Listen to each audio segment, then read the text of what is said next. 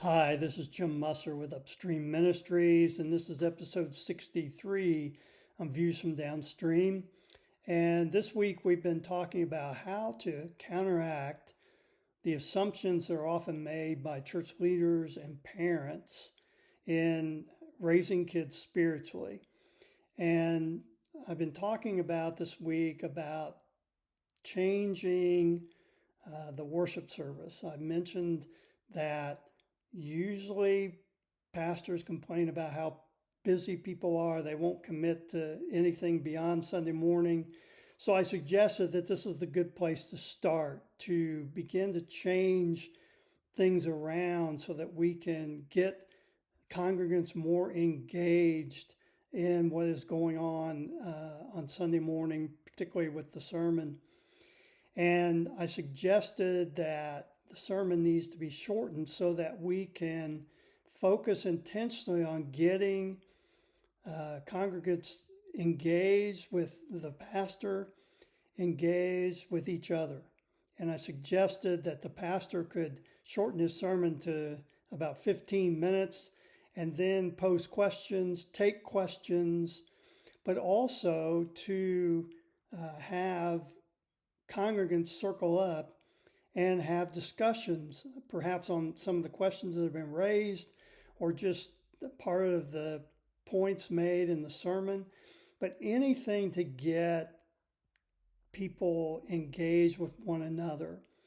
Because it's interesting, our churches have realized that people need to feel welcome, and so they put greeters at the door, designated greeters, to welcome people with a smile and how are you doing and we're glad you're here.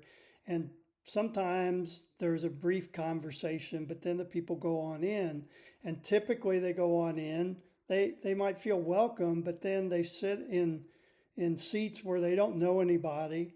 And in a common church worship service, they're not going to have opportunities to engage anymore with anybody until they walk out. And so if we realize that people really want to feel welcome and valued, how much better would it be to make them feel like they're a part of the community by allowing them to ask questions, by getting them into groups where they can converse with other believers and be known and get to know other people.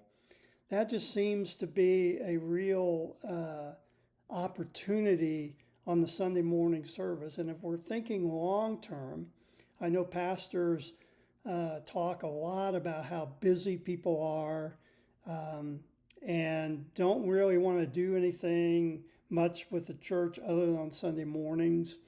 And think about that the reason often this is because, as I used to tell my student leaders, students will vote with their feet. They will not come to things that they do not really get much out of, feel wanted, welcome, validated. They will not show up. And so a lot of this business, I think, could be curtailed if people feel such a strong connection to the community that they're willing to make some hard choices in favor of the community rather than all these other things. And so I think one of the keys is to making people feel a part. And they're only going to feel a part on Sunday mornings if we engage them in the worship service.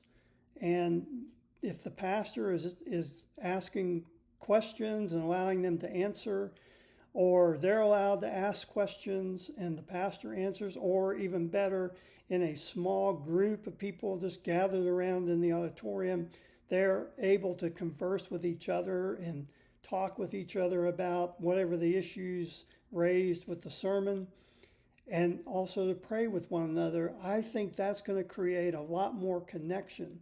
Of course, again, what I've said before, you have to step back and you have to look at the bigger picture, because this isn't traditional. This isn't what most people do.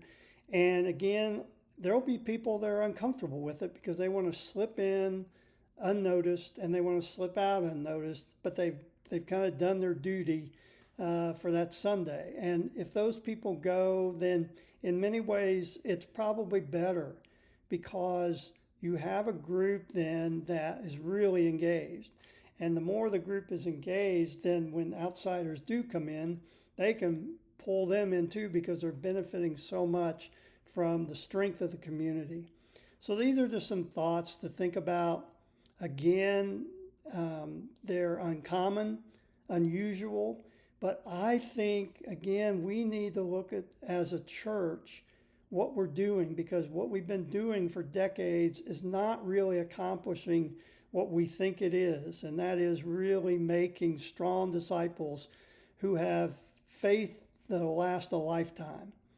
And so I think we need to open ourselves up to changing things up, and I hope that you'll take these things into consideration, and we'll address some other assumptions in the next week. Until then, have a great weekend, and we'll talk to you on Monday.